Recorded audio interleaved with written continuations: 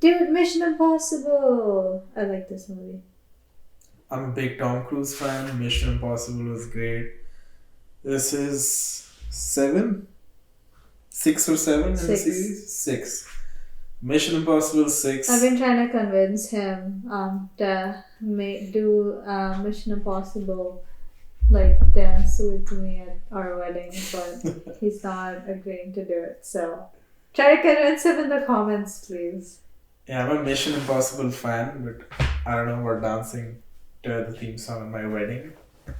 But in general, in this movie, the whole dynamic between Tom and his team, you know, was good. Was really good. It was a lot of fun. Some things were overdone, like the whole face overlay thing in the airport, where they kind of rig all the cameras to show that any random person's but this found. whole like It is a high tech okay, over the top. I feel like this supposing we're looking at technical, thing. I feel the first movie itself kind of. I mean, yeah. the face machine itself is like what? Yeah. No, that's not realistic. Come on. Yeah, it's not realistic by any means. It's probably just the engineer in me pointing out these things. I wouldn't say that any of this took away from the movie. The movie was action packed. Tom Cruise acted amazingly. It was the classic hype Mission Impossible movie you'd expect, and every year or two you'd be like, oh my god, the next Mission Impossible dropped, and I haven't been disappointed, and this wasn't disappointing either. The engineer moment for me was when they were like, there's source code in there, and everyone was like, oh no, it's source code. And I'm just like, yeah, that's how. Do people not know how anything works? Yeah. Everything has source code. What are you talking about? All technology has a source code. This is stupid. Yeah, I remember we pointed that part out, and both of us were like, why is there so much emphasis on source code? It's just source code. It's so adorable. It's like, everything has source code. Yeah, what are you talking about? Yeah, that was my engineer in me moment. Yeah. That was funny, but I'd say I'm biased. So if you ask me, I'll probably put it in GOAT. But I think that a rightful place is good, at least, for this movie. Yeah, I'm feeling generous putting GOAT. The Pope's Exorcist. You watched this movie, I did not. So this is the one that I watched when you were off watching another movie. So Pope's Exorcist it's starring Russell Crowe, and he is literally, as the title suggests, the Pope's exorcist. So the way they show it is that the whole church system based in the Vatican has all these different, like ranks. For example, chief exorcists, and then there's like associate exorcists and whatnot. Just like, it's kind of funny, honestly. But just like any hierarchy in a company, right? And Russell Crowe is appointed as like a very highly renowned exorcist, and he's basically the Pope's right hand man when it comes to exorcisms.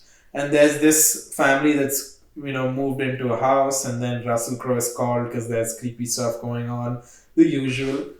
And Russell Crowe travels hundreds of miles on his bike, and he comes and he helps out, he does the exorcism. So it was pretty mundane there. There was nothing crazy about the story. There was some humorous moments, some one-liners with Russell Crowe, but overall I'd say it was a pretty terrible movie, honestly.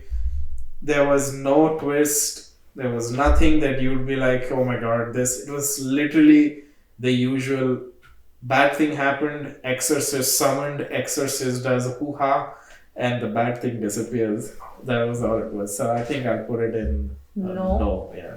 Next, no hard feelings. I didn't really care for this movie. I think this movie was fun. I'm not a huge fan of romantic comedies in general, so I guess maybe I'm not the best judge. I might be more harsh than the average person. Mm-hmm. So in a few sentences, the rundown of this movie is that one of the leads is this kid. He's an 18-year-old just about to go to college, and he's kind of socially awkward. At least the premise is that he's socially awkward, and his parents being concerned that he may not fare well in college. So they put out an ad that says, we want you to date our son, and in exchange you get this old Buick we have. They're extremely wealthy, and bring our son out of the shell and everything, and then you get your money and you get your car and you can go your own way. That's the gist of this movie, and I think it's funny. The age gap is a lot, so sometimes it becomes a bit creepy, but No, I think the part to me that's creepy is the parents thinking that he's like socially awkward. Like he's Yeah. not. He's literally not socially awkward. He's a totally normal kid who's just like kind of like a gamer boy. Like that's so stupid. Like what are they even scared of? They're scared of gamer boy, Twitch boy who plays Fortnite all day every day, not getting a girlfriend. I feel like that issue will either A, sort itself out, or B, getting him to date somebody is not going to change that. Maybe give him like a lesson on not being addicted to his phone and his computer. Like there's only two options here. Either he's gonna find a cute gamer girlfriend, or or he's just gonna find somebody who's willing to accept his gamer tendencies, or B, he's gonna become an addict and you guys are gonna actually have to talk about him being chronically online. Yeah. I don't think getting him to date somebody and like having some woman basically willing to essentially, I don't know, date prostitute herself, it doesn't change jack shit about that at all.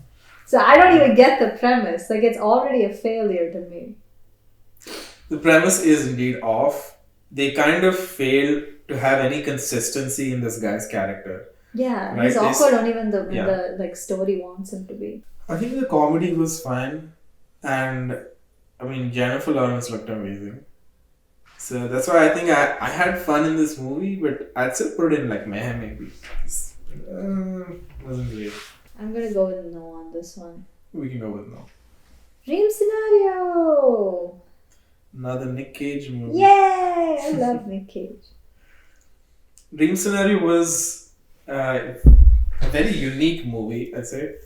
So the premise of the movie is Nicolas Cage is a professor at this university, and he's kind of not the happiest with where he is. It's the same university where he did his schooling in college and whatnot, and then now he's a professor. So he's kind of a bit Stagnating. he's stagnating, not fully satisfied with where he is in life, and then he suddenly realizes that a bunch of people are dreaming about him, and he really enjoys the attention because it's something he's not used to. He enjoys the attention. He goes on TV and stuff, and a lot of bizarre stuff starts happening.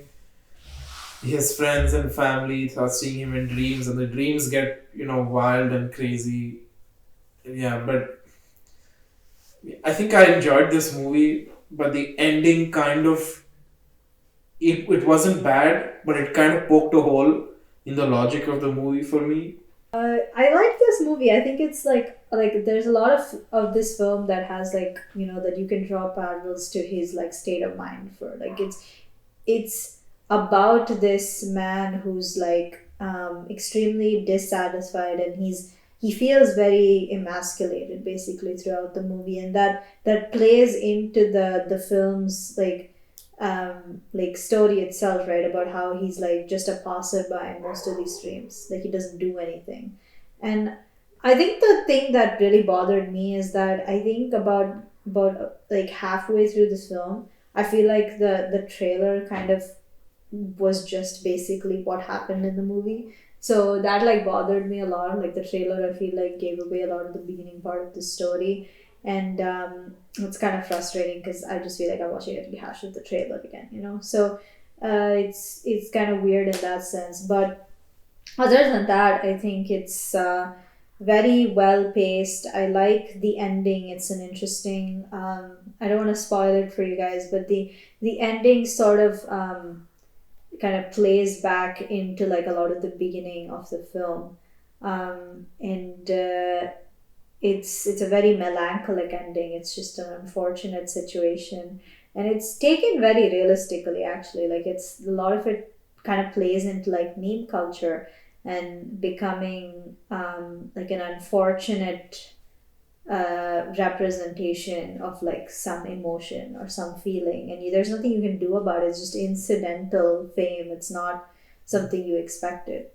So I liked a lot of that, and I liked how it also talked about a lot of like cancel culture and apologies. And I know that there's some parts that kind of bothered me, and that specifically that it did talk about cancel culture, but it talked about it in a way that, oh, people just don't accept these apologies anymore, and that's not really fair, because I feel like a lot of times when people get canceled online, they do trashy things, and therefore they get like trashy reactions. Like, that seems like fair to me. But I guess it's more for like situations where you don't expect this kind of backlash, and it's not even warranted sometimes, and it still ends up happening. And that's maybe what they were talking about. But overall, I enjoyed it. I enjoyed it too. Evil Dead Rise. Evil Dead Rise was just as you'd expect, very gory, lots of humor here and there. Also very creepy, jump scares were few, and I think they were pretty good. It's mostly about it was like a gore-tastic fest. Yeah. Like any Evil Dead movie, right? Yep, all is standard Very Evil Dead. gory. It's like you have something in mind when you're going to watch an Evil Dead movie, and they delivered fantastically on that. I think the part for me that the only thing that I didn't like about this film is that didn't add anything to the film at all. Yeah, there was a prologue that kind of ended with the epilogue, and I was really stupid and didn't mean anything. It didn't add anything to the movie, in my opinion. Yeah, but if you just chop that part out, it was a good movie. I agree. I liked it. I liked the way that like there's like some revelations that like the Deadite discovers in this movie. It's so much fun. Like when she like walks up to her sister and like touches her and realizes she's pregnant. Oh yeah. That's like my favorite scene. Yeah. She goes, 2 souls? That's awesome. I think the directors realize that even though it's so gory and almost I mean, that is how the original, right? Like, the original is also like that. I think they realize that there's still some humor to be had. And it's got good callbacks to the original, too. She's got her, chainsaw. Yeah. Yeah. She's got the Ash Ketchum. Not Ash Ketchum. Why did I say that? Ash Ketchum? He's not Ash Ketchum. He's Ash. I don't know why I said Ash Ketchum, but he's also Ash. How do you get Pokemon in the middle of Evil Dead? He's also Ash. They're both Ash. I just got confused. But anyway, I think they stayed true to the series. They didn't disappoint anybody with this movie. Good, man. No. I think it was good. I agree. John Wick 4! I love this movie. I actually think this was probably one of my favorite movies of this year. Yeah, me too. So, the way it was taken, the way it ended, I don't want to spoil it for anybody, but everything was like painstakingly made, decided, planned. Like nothing was, just left, without any mistake. So I think it's absolutely amazing. Yeah, I think it was really good. All the characters are so well built when it comes to, it's a 4th installation. So I think it was really good. Keanu Reeves was amazing. All the action sequences were so good. I specifically liked that top-down sequence in the little warehouse where they were going. There was a flamethrower and stuff. I was like, whoa. So I like the Mario style ending where he just gets pushed down this flight of stairs over and over again, and it's like dun, dun, dun. Yeah, to start over. I remember like almost half the theater was laughing when he kept falling down more and more. People were like, oh my god. Yeah, I think it was a good movie. And I don't like the villain in this movie though. I think he's kind of annoying. I mean, he's villainy. Yeah, but he's just too cartoonishly villainy. I guess it kind of works for this series because the series is kind of cartoonish. But yeah, I think it's what they were going for. But still, I don't really like him. He's kind of annoying. He really pissed me off, actually. So maybe he was a great villain because he pissed the hell out of me. He was so annoying that I wanted him dead from the start. Like, about 5 minutes of his performance, I was like, please just kill this man. Kill him. Kill him immediately. Also, I like the whole scene around where there's a bounty set on him in Paris, right? And then all the thieves are coming after him, all the thugs. I think it was pretty cool. I'd say it's one of my favorite movies of this year. I agree. Goat? Yeah. Spiderman Into the Spiderverse. I love this movie. Yeah. I mean, this is like a series that I genuinely enjoy. Like, it's so beautifully animated. It's so well thought out. It's so carefully like put together. Like, there's like no flaws at all with this series. I think this is such a good movie. Story was good. The arts and visual was good. The music was good. You know, there's the whole thing where he went into the Spider-Man headquarters. Is that what it's called? And there's all these different kinds of Spider-Man chasing I love him the and all. punk Spider-Man. He's my favorite. Yeah, I think it was a really, really cool movie. Yeah. And it's like they gave you the Spider-Verse, right? Literally when he went I into don't HQ. get what the like whole controversy with Gwen Stacy was. That was so weird. Yeah, I think it's a good example of, regardless of what your opinions are on that, it's a good example of where the internet kind of just gives you a bad impression, because regardless of what your opinion is on that subject is not even talked about in this movie. Yeah, it's not a literally part of like it. there's in the background there's a flag. Congratulations, guys! You Yeah. made a huge deal out of literally nothing. It's a very good example of the internet making like a mountain out of molehill. Except they didn't just make like a regular mountain. They made the Himalayas, and it was pretty much the Mariana Trench. It's just a very good, well done film with a lot of good moments and a lot of very like beautifully mesmerizing animation. Like you can really feel the difference in dimensions in this movie, and the fact that it's animated makes that so much easier to do also, I'm sure. So it's just perfect from every sense of the term. I love it. Yeah. So goat. Where do you put it? I want to put in goat, but I'd probably put it good, but you can put it in good. Oppenheimer. Yeah, I loved this movie. My only thing was that like, so we watched it in a theater where like we could actually see the full thing, so there was like no cropping whatsoever, and the shift that like Nolan does between like IMAX and regular cameras, it really does like show in that case. It's kind of frustrating, but apart from that, the story is impeccable. It is a very good representation of Robert Oppenheimer and how he, like his psyche and his process throughout the like making of the atomic bomb, and even before that, honestly, like it's a very good representation of his tale. I thoroughly enjoyed it.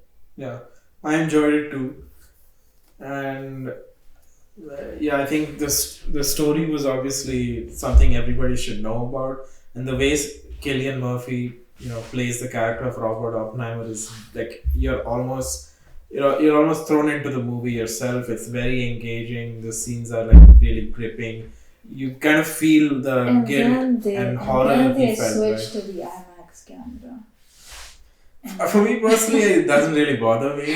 Dude, it's just... I didn't notice it, but it doesn't really bother me. It bothers me so much. See, it's a thing, like, I know I talked about this in Asteroid City. I was saying, oh, I really like the aspect ratio changes, but there's, like, an artistic value for the switch in that movie. Like, it's supposed to represent, like, a television versus, like, a real-life scenario. And in this movie, it's not that. It's just, he did it because he was like, oh, IMAX cameras are like do a better job of like with certain things, right? Like certain film looks better on like this thing, so he wants to like present it. But all of the movie is probably too expensive to shoot, and sometimes it kind of takes away from the actual movie, so you kind of have to shoot it with a regular like I think he did it with 35mm cameras.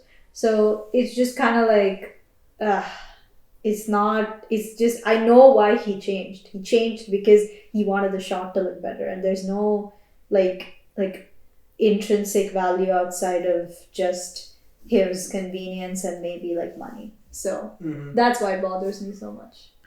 I think for me, so we watched in one of the 30 theaters in the world that actually show the uncropped version, and the screen was like absolutely massive. So for me, because it was so large, I was kind of focused on the center anyway. I did notice that sometimes there are black bars and sometimes there's a full scene. So I did notice the change, but it didn't really, I didn't feel like, oh, this is the wrong aspect ratio for this scene, or it's making it feel like a different scene. I didn't really feel that.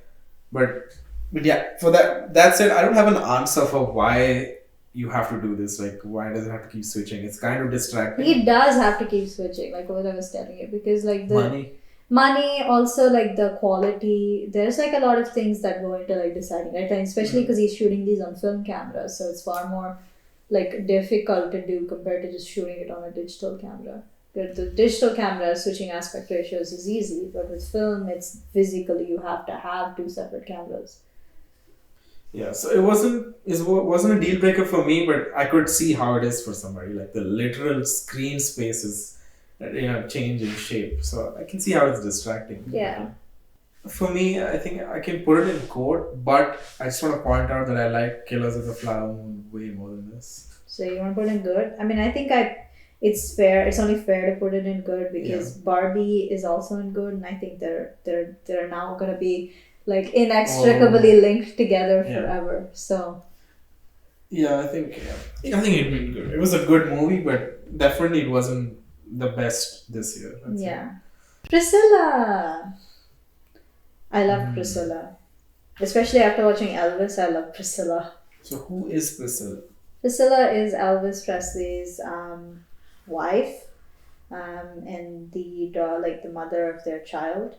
And she's just a regular girl that was a huge Elvis fan, just like a lot of other people were, and but was one of the few people who actually had the chance to, fulfill her fan fiction dream of marrying her, her superstar in her eyes, and it's not really as great as it seems. Is kind of what this movie is about. Yeah, it's.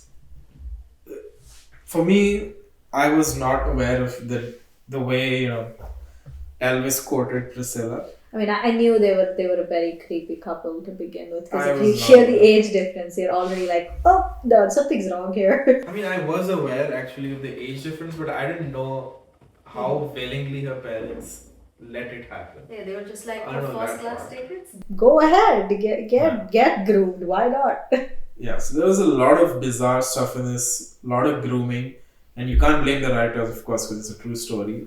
It was insane how this man who's been drafted for the military, so he's at least 18, right? And this girl's in like 9th grade or something, or 8th grade when she met him first. And so it's insane. And she tells her parents after a while, and they agree. They're like, okay, you can go meet him. I get there's some sort of trust because her parents were in the armed forces in the military, and also even Elvis's parents were in the military. So he was also in the military. Oh, he was himself in the military.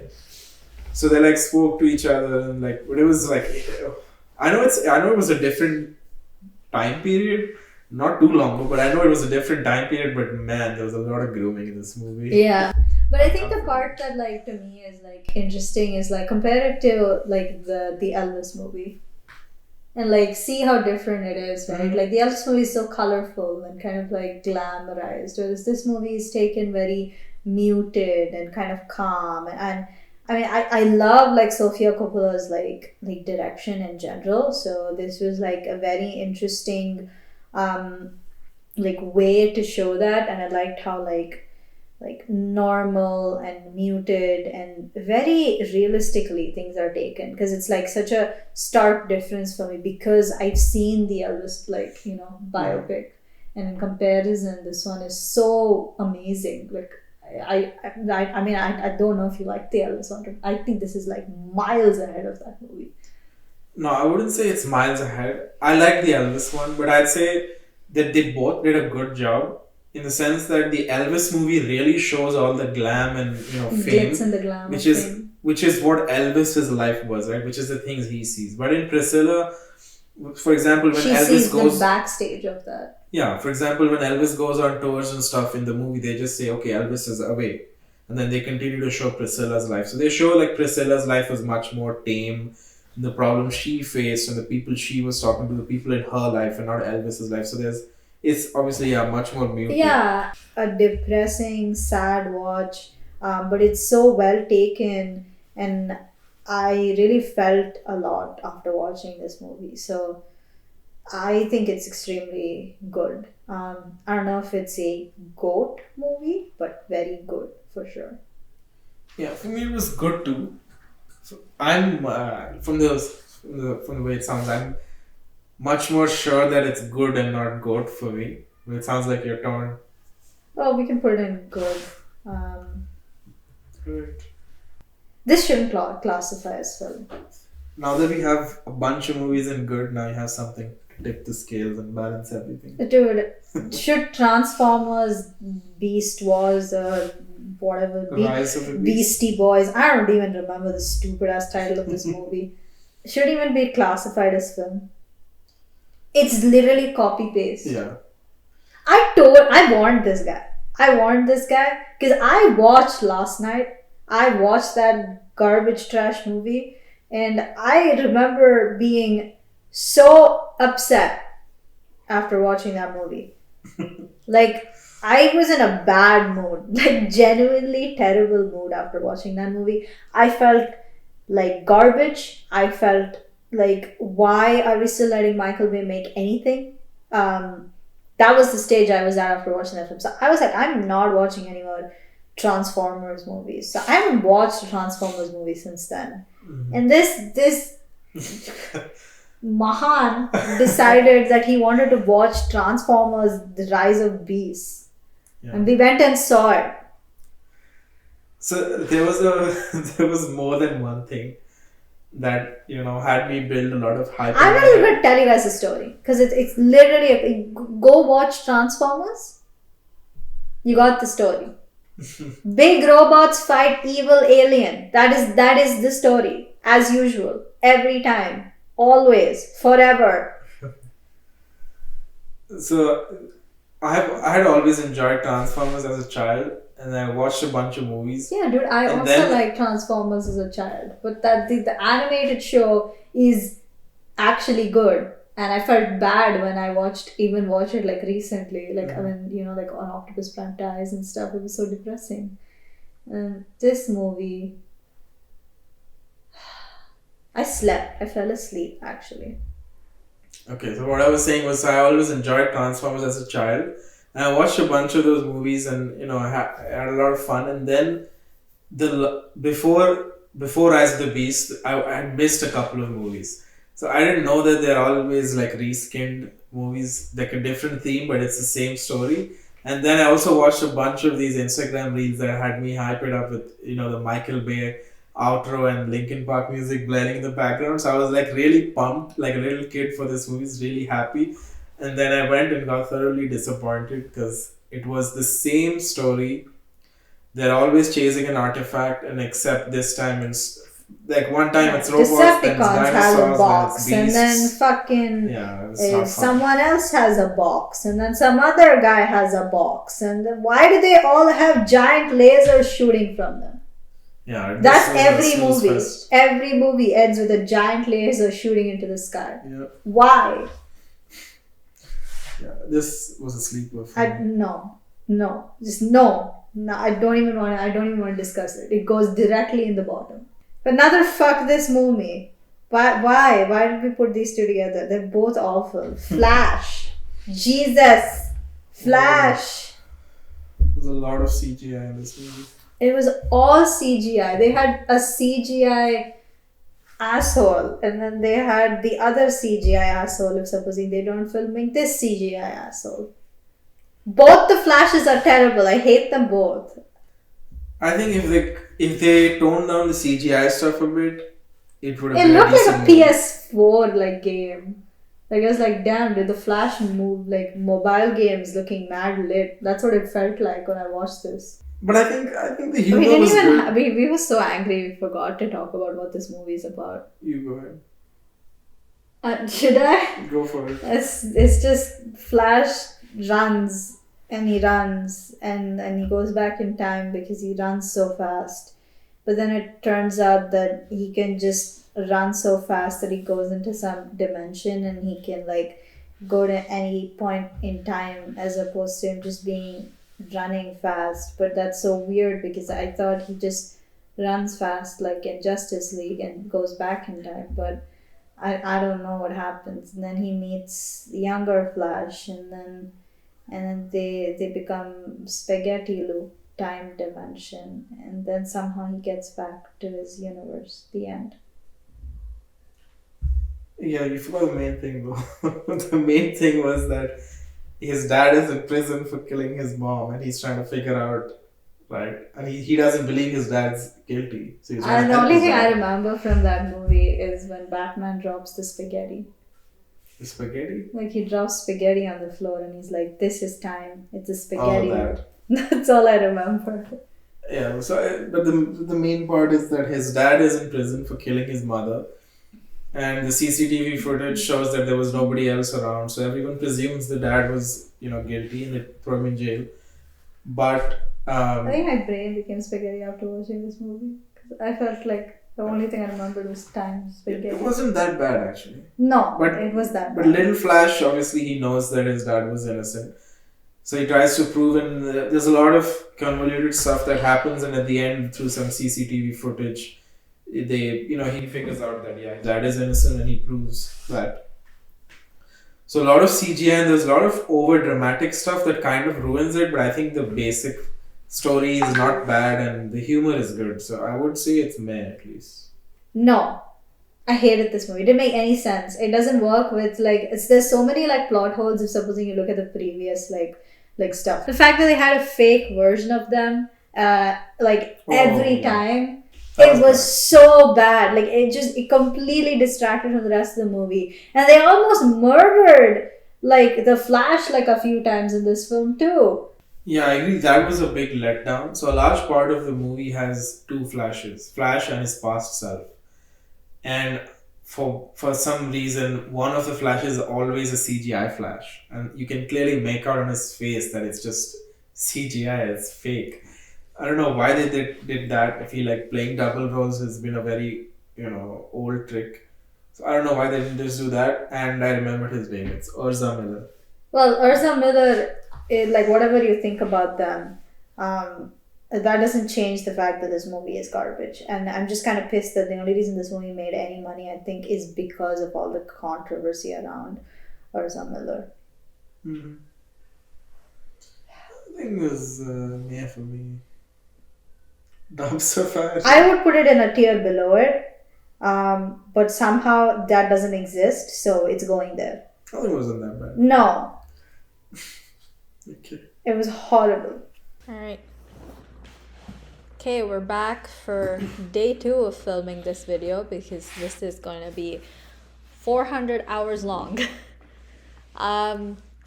Let's not even go in any introductions. Let's just continue with the video.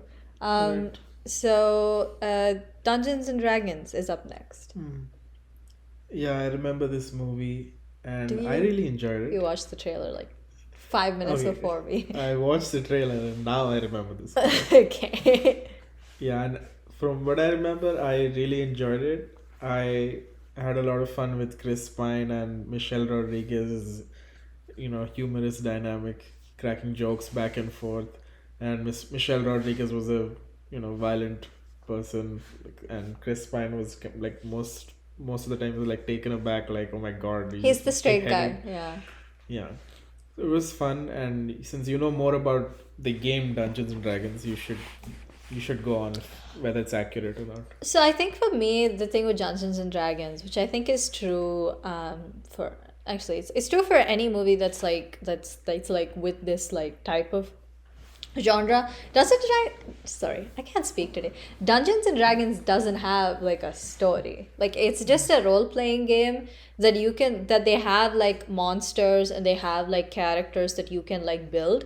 But because it's so customizable, you can pretty much make a Dungeons Dragons about anything. Like I've played a Dungeons Dragons game where the whole thing was us like working through like a peace convention, and the whole trick of it was trying to figure out how to like be like like you have to have like good like perception, and you have to have good amount of intelligence and charisma to make people like angle towards your side and get like most benefits for you in the peace convention. So that was the whole game. Like we didn't have much monsters or anything. It was mostly that. So you can pretty much do anything with the Dungeons and Dragons movie. So that's why I like that this one kind of went across the wall. Like it didn't just focus on humans, it focused on a bunch of creatures, and it did a really good job of representing the game. I know some people had complaints that, oh, they're not taking this game seriously, but like, guys, have you ever played a Dungeons and Dragons game? How many times have you seen like your teammates make jokes like during a campaign? All the time? All the time? Yeah, definitely. So for that, I like that it was humorous. I like that it was fast paced. I like that it had like this span of days to kind of show the expanse of the campaign.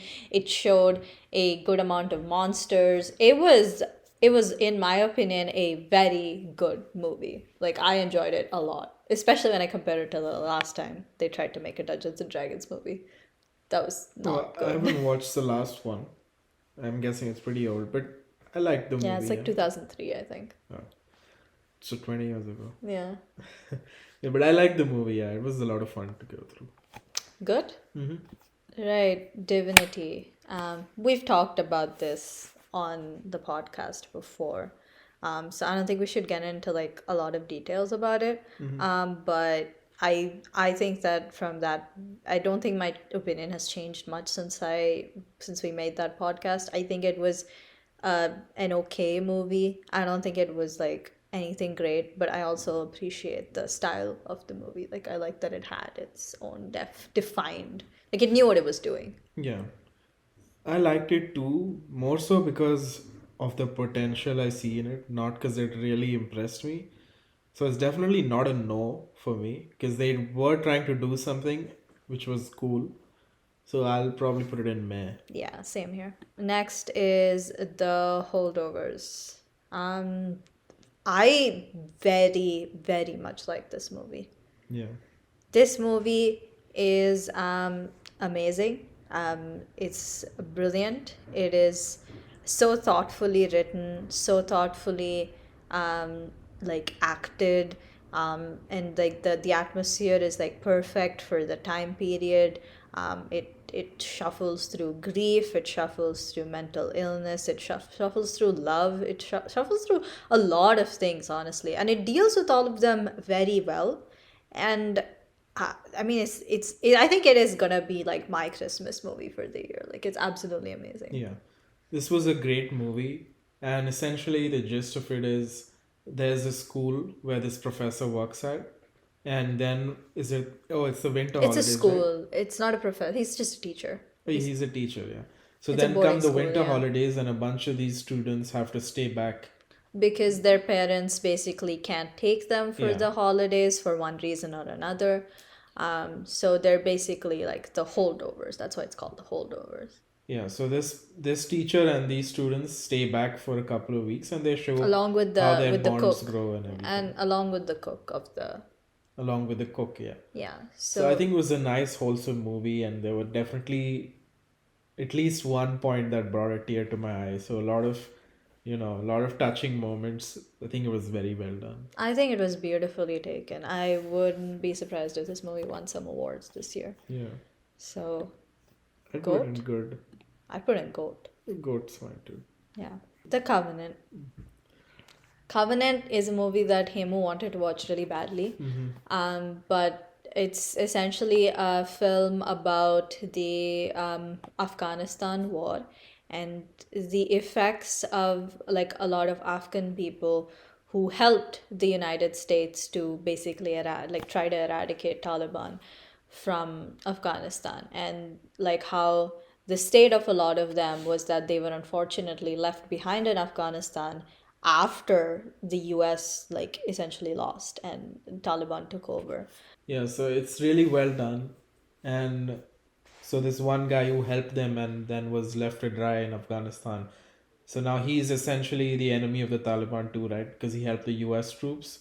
So now Jake Gyllenhaal stars as this soldier who really is taking it's taking a mental toll on him. The fact that his friend is left behind, and he's just in hiding now, so he tries to go help him out. And it's really well done. It's, for me at least, it was really gripping. The atmosphere was so tense. I was completely immersed in the movie, and the action sequences were good. They do such a good job of showing, how much of a toll it's taking on Jake Gyllenhaal's mind, how much of a mental health crisis it's causing for him. That really bleeds through the screen and into the audience. For me, at least, I think I definitely put this in GOAT. Yeah, I kind of agree.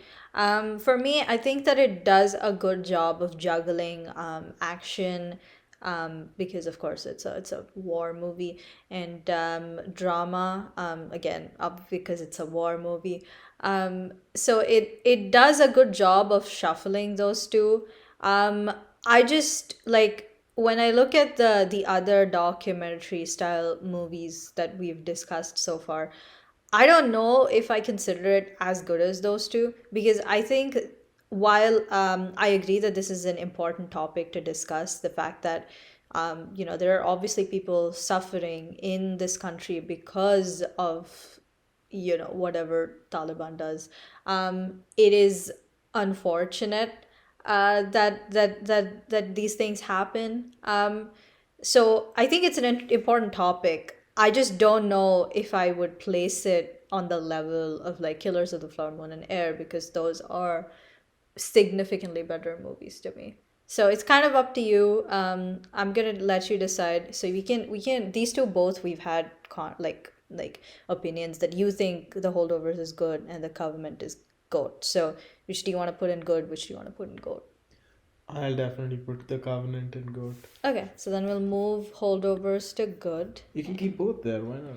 I mean, I just don't think that both these movies belong in good. I think that one of them has to be in good, and I would personally say Covenant belongs in good and Holdovers belongs in good, because I think Holdovers is an original story that was told well, and in Covenant, I don't think it was told as well as Killers of the Flower Moon and Air. So that's why I want to put it down. And it's also the Holdovers is the only like film of its genre that's on GOAT. So that's the other reason why I would place it there.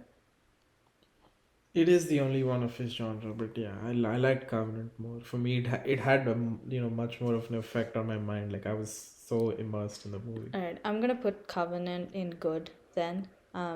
Since you didn't want to decide. All right, now we're into the other movies we watched, because we're not done yet. We still have movies that weren't English that we watched. I think we watched too many movies. But the next film on the list is 2018. I'm not going to say anything about this movie, because if I even explain a little bit, I think I would spoil the whole film for you guys. All I can say is watch it. Watch it. Please watch it. It is absolutely amazing. I will put it in GOAT. I love this film, and I really hope that it gets the traction it deserves. Is this English? No, it's Malayalam. Next is Adipurush. Should this... Okay, well, I'll I'll tell you guys what Adipurush is, and I almost want to make a separate video deep diving into this movie, because it's just such an interesting disaster. This movie was what, like 600 crores, something like that? Mm-hmm. Yeah. And it made like 100 crores, something like that. It barely. That's it? Yeah, I think it was like very bad. Let me see.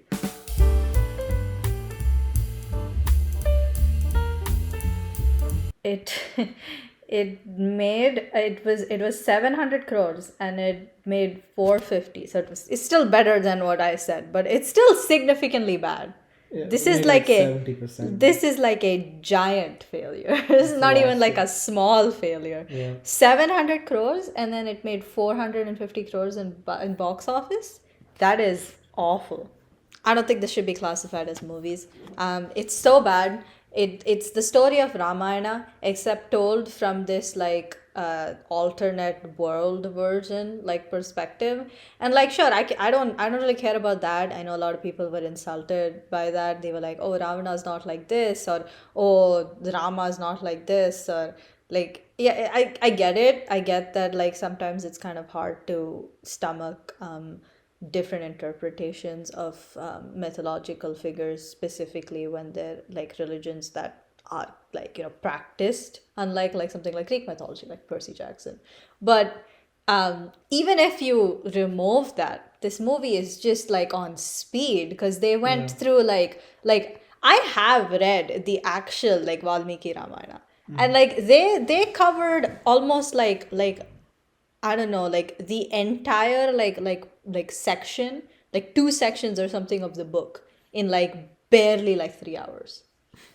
What are you doing? Have you guys seen how big the Ramayana, like Valmiki Ramayana book is? You can't do that. This movie was on speed the whole time. I thought I sat on the fast forward button. Yeah, this movie was not fun. It was not good. It was not fun. It was not entertaining. And the graphics weren't even good. Like I feel like that's where most of their budget went. It was so bad. 700 crores, and it looks like somebody made it on their fucking home computer. Yeah, it was not good. It was so bad. This was a terrible movie. I hated it. I no, don't even want to keep talking about it. There's also the fact that it didn't seem like Sri Lanka and India were on the same dimension even. Sri Lanka was like Mordor and what was that? I felt like Sauron was gonna come and like be like, you cannot take the rings, Rama. And the other side was all greenery and shrubbery, like they were like this is the Shire. He's leaving from the Shire, and he was like Jesus suddenly in Ayodhya. I don't know what was going on with that movie. This movie was a disaster. It's a clusterfuck of garbage. Moving from one clusterfuck of garbage to the next clusterfuck of garbage. Annapoorani. Oh, okay.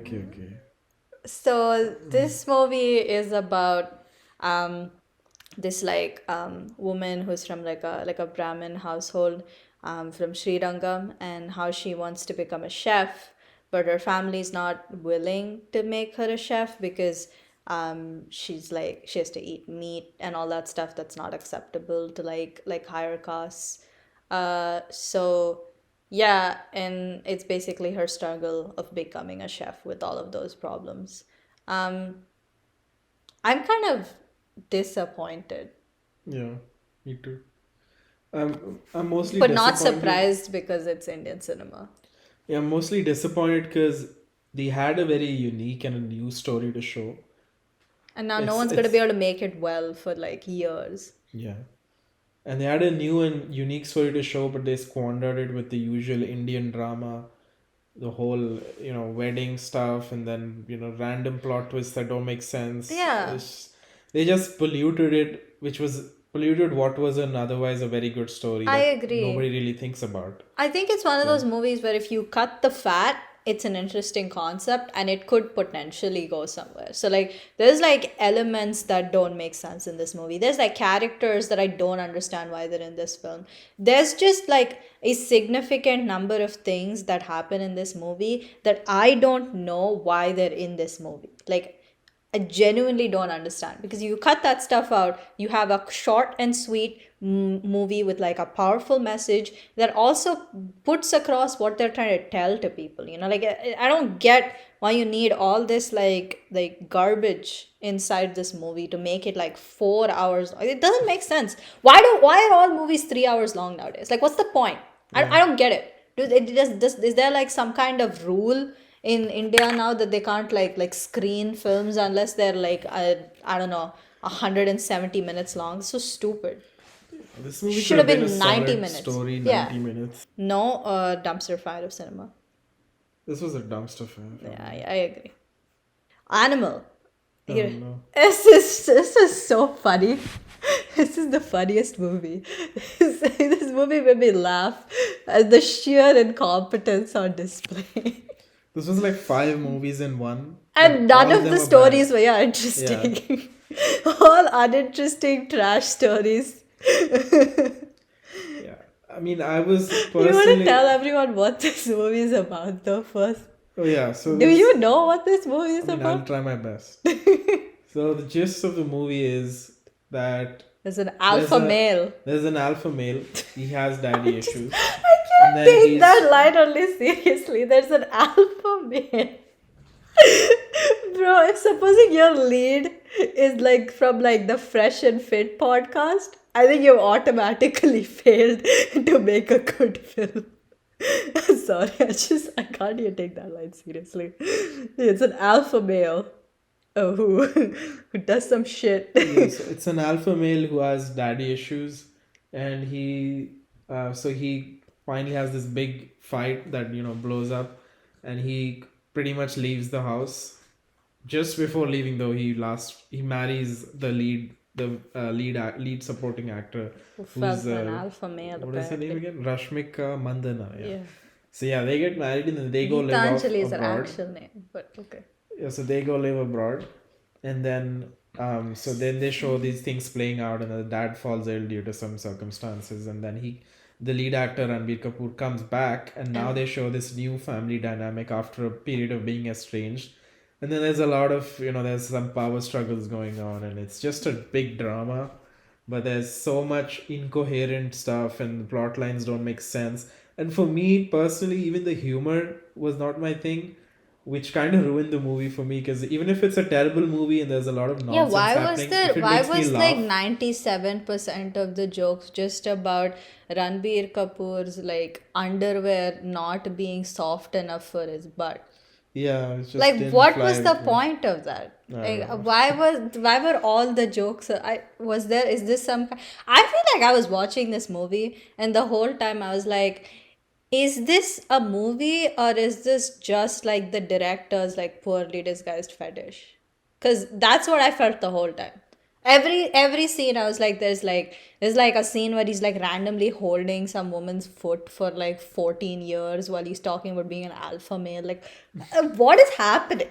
What is happening on screen? And then like the editing, I swear to God, like I have to give the director some credit for saying, oh, I don't want to dilute my vision. I also want to be the one editing this movie. But dude, just hire an editor. I believe me, it's not diluting your vision. It might, but it's significantly better than whatever you're editing. Because I cannot for the life of me understand joking about underwear and then a gunshot sound effect and then a title sequence. That's not a joke. That is actually how the title sequence happens. They're making stupid jokes and a cool sound, gunshot, animal title.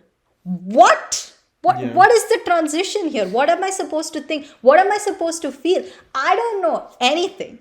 Nothing I know. I don't know where I started. I don't know where I ended. At the end of the movie, I was like laughing. Like I couldn't contain myself. I was struggling so hard not to laugh out loud because there were other people in the theater and I don't want to disturb their experience. But I swear to God, I will watch this movie again and the whole time I think I'm just going to be laughing. This belongs in Brenius. This belongs in the same level as Brenius to me. Sure. Bhagvanth Kesari, another movie we talked about. I personally put this in no because I didn't like hate it, but I don't like. I mean, I didn't love it, but I don't feel like it's like a movie that really needs to, go in dumpster fire of cinema. Like I think I didn't passionately hate it enough for me to put it in dumpster fire of cinema. I just think it's a very bland garbage movie. I think I hated it more than enough to put in dumpster fire. For Okay, me. so here's the question: do you want to put that or the next movie in dumpster fire? Because you can pick between these.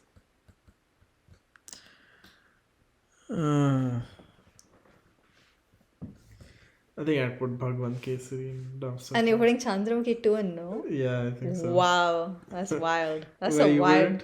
No, I hated Chandramukhi 2 way more because I am a huge fan of Chandramukhi. So to me, Chandramukhi 2 is a large betrayal.